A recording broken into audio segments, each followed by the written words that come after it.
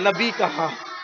آئیے ان کے ہاتھ کا تذکرہ. دوسری بات، آج کل لوگ کہتے ہیں حضور کا ہاتھ ہماری طرح ہاتھ تھا. میں کہتا ہاتھ تو اپنی طرح تھا لیکن کام وہ الگ کرتا تھا.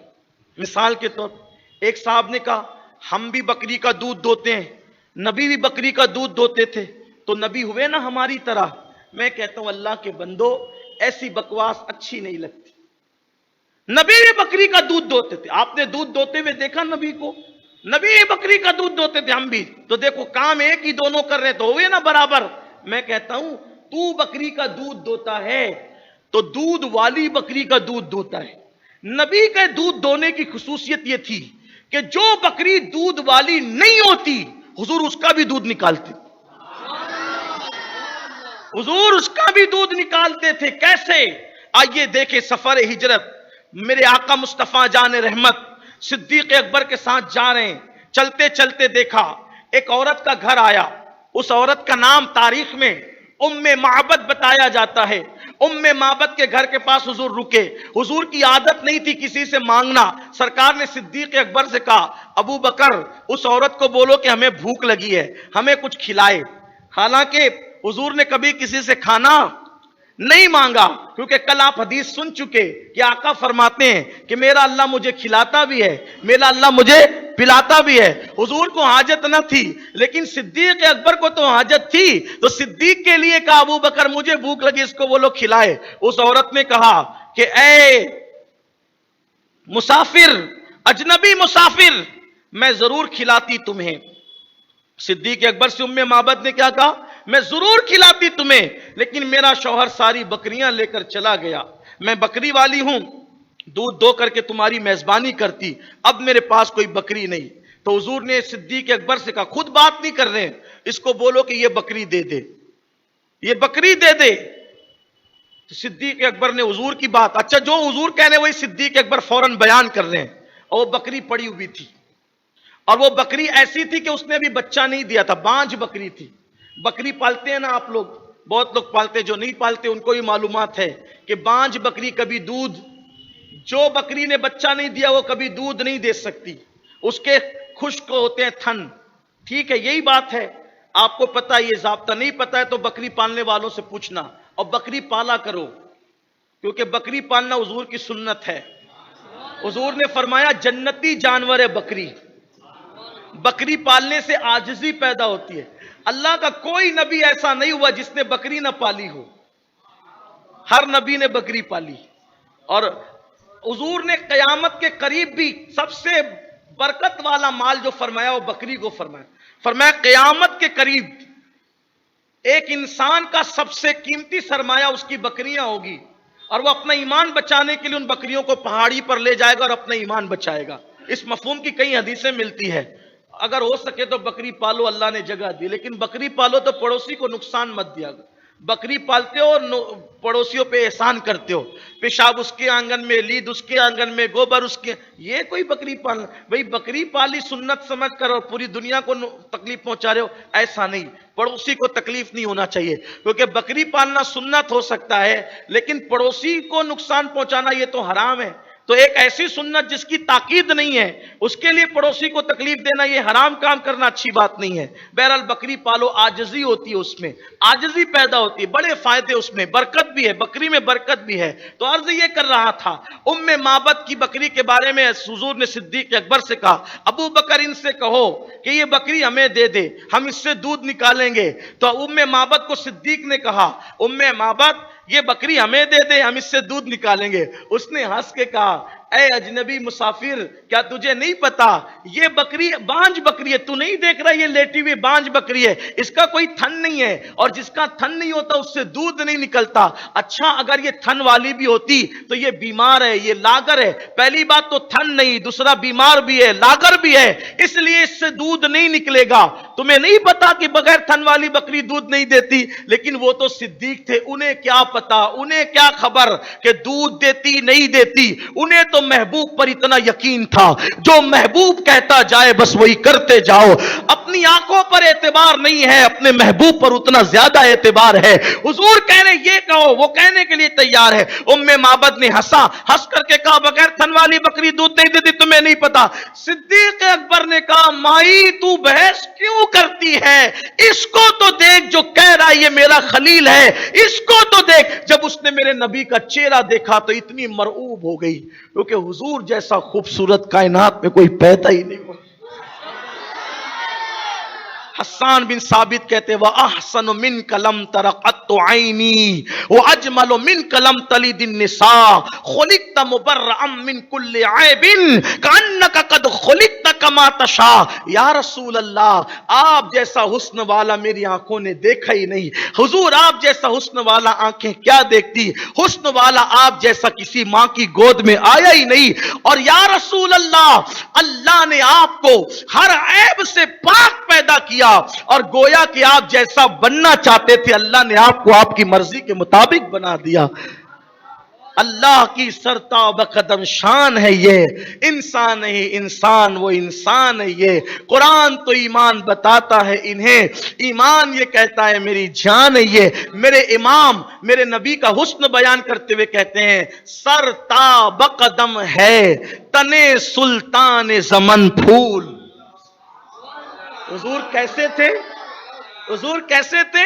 سر تا بقدم، سر سے لے کے پیر تک ہے تنے، حضور کا تن سلطان زمن پھول۔ سلطان زمن کا سر سے لے کے پیر تک پورا بدن کیا ہے؟ پھول، لب پھول، دہن پھول، ذقن پھول، بدن پھول۔ ان کے لب بھی پھول کی طرح، ان کا دہن بھی پھول کی طرح، ان کا ذقن بھی پھول کی طرح، ان کا پورا بدن پھول کی طرح۔ اور کہتے واللہ جو مل جائے میرے گل کا پسینہ، مانگے نہ کبھی عطر نہ پھر چاہے دلہن پھول۔ اور کہتے دندانو لبو زلفو رخ شاہ کے فدائی۔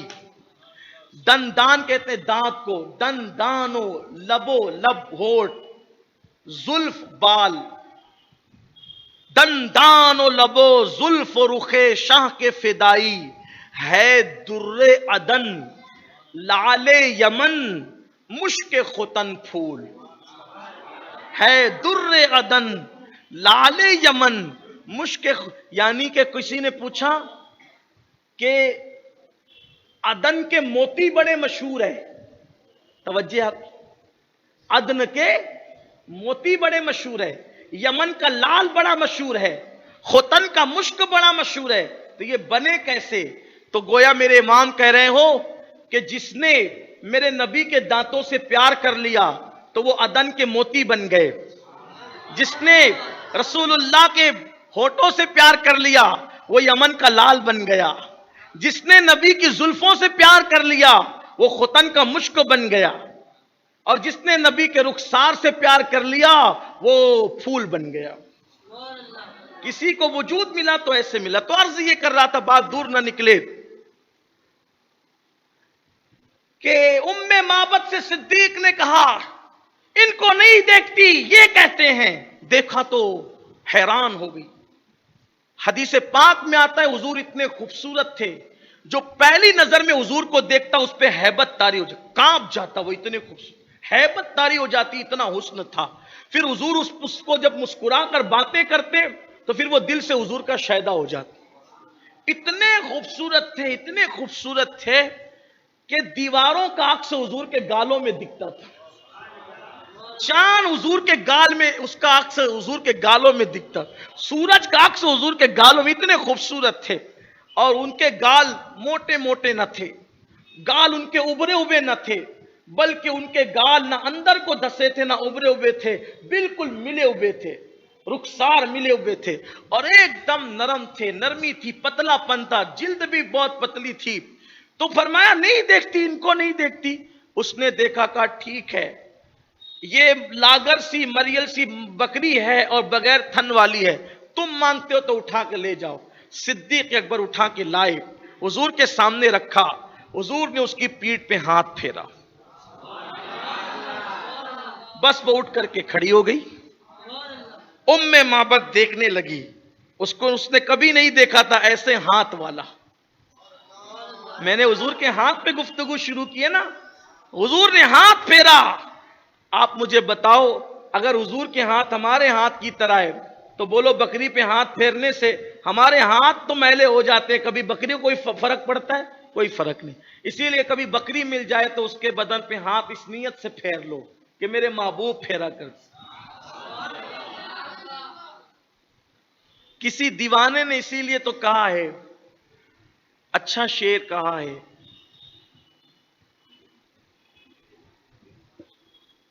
وہ لے کے جاتے مجھے روز کاش صحرا میں، وہ لے کے جاتے مجھے روز، روز کی تمنا کی ہے. بکری بننے کی تمنا تو ہے لیکن معبد کی نہیں، کسی اور کی بکری. وہ لے کے جاتے مجھے روز کاش صحرا میں، حلیمہ دائی کی بکری ہی بن گیا ہوتا، حلیمہ دائی کی بکری ہی بن گیا ہوتا. اچھی تمنا ہے لیکن یہ تمنا پوری نہیں ہو سکتی. اس کی تو ساری تمناؤں کا اظہار کرتے کرتے آ کر کے ایک ایسی تمنا کا اظہار کر دیا کہ وہ ہنوز ہو سکتی ہے لیکن ان کے کرم کی محتاج ہے. اللہ کرے ہو جائے پوری. تو حضور علیہ السلام نے ہاتھ پھیرا. بکری پہ ہاتھ پھیرنا بھی گویا کہ سنت ہو گیا. بکری پہ ہاتھ پھیرنا بھی سنت. حضور علیہ السلام سے پہلے جتنے انبیاء گزرے سب نے بکریوں کو پالا، سب نے بکریاں جنگل میں لے کر کے گئے. حضور بھی لے کے گئے. حضور تو بچپن ہی سے لے کے جاتے، حضور بچپن سے. اور ایک خاص بات تھی، جو بکریاں حضور لے کے جاتے تھے وہ بکریاں حضور کو چھوڑ کر کے کہیں نہیں جاتی تھی، ارد گرد گھومتی تھی. اسی لیے حلیمہ کے گاؤں کے لوگ کہتے تھے اپنی بچیوں کو، اپنے چرواہوں کو، ارے تم لوگ صبح سے شام تک چراتے ہو اور بھوکے جانور لے کر آتے ہو، وہاں چرایا کرو جہاں حلیمہ دائی کی بکری چرا کرتی ہے. ان کو کیا خبر، بکریوں کے چرنے کی بات نہیں ہے، کسی کے کھلانے کی بات ہے. جنگل میں حضور جہاں قدم رکھ دیتے تھے وہ جنگل ہرا بھرا ہو جاتا تھا. تو معبد کی بکری پہ حضور نے ہاتھ پھیرا، اٹھ کے کھڑی ہو گئی. حضور نے فرمایا ابو بکر صدیق سے پانی لاؤ. صدیق پانی لائے، حضور نے پانی لیا اور تھن کو دھویا. جیسے ہی تھن دھویا وہ بکری تھن والی ہو گئی. تھن والی کیا ہوئی، اس کے تھن بڑے ہو گئے. میرے آقا نے صدیق سے کہا اس کو کہو برتن لائے. معبد نے یہ منظر دیکھا، برتن لایا. حضور دھوتے رہے. جب دودھ دوہا تو دودھ دونے پر برتن بھر گیا. سرکار نے فرمایا اور برتن لا.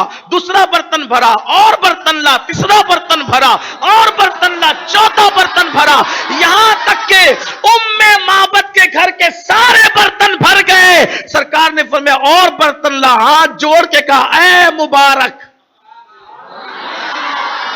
اس کو حضور کا نام نہیں معلوم تھا، اس کو حضور کا نام نہیں معلوم تھا. اس نے کہا اے مبارک، اے برکت والے، اب میرے گھر میں کوئی برتن نہیں ہے. سارے گھر کے برتن بھر گئے. گویا کہ اگر برتن اور ہوتے تو وہ برتن بھی بھر جاتے. حضور نے پیا، صدیق کو پلایا، کہا اچھا ہم چلتے ہیں. ہم دودھ دوئیں تو اتنا دوئیں جتنا ہے اتنا نکلے. اس میں بھی اگر بکری دودھ چرا لے، بڑے بوڑھوں سے پوچھنا بکریاں کچھ دودھ چور ہوتی ہے. اگر بکری دودھ چرا لے تو بڑے سے بڑا مفتی ہو، بڑے سے بڑا علامہ ہو، جو مائک پہ بیٹھ کے لفاظی کر سکتا ہے وہ بکری سے جیت نہیں سکتا دودھ دونے کے معاملے میں. یہ بات میں تجربے کی روشنی میں کہہ رہا ہوں. آپ پوچھے بڑے بوڑھوں سے، میری بات غلط نکلے تو پھر کہنا. اگر بکری دودھ چرانے پر آ جائے تو بڑے سے بڑا فنکار جیت نہیں سکتا دودھ نکالنے کے معاملے میں. یہ تیرے ہاتھ ہے کہ بکری سے ہار جاتے ہیں دودھ نکالنے کے معاملے میں. یہ محبوب کبریا کے ہاتھ ہے جو بغیر تھن والی بکری کو تھن والا کر دے اور اس کے بعد اتنا دودھ نکالے کہ دودھ سے برتن بھر جائیں. یہ ان کے ہاتھوں کی شان، یہ ان کے ہاتھوں کی شان ہے.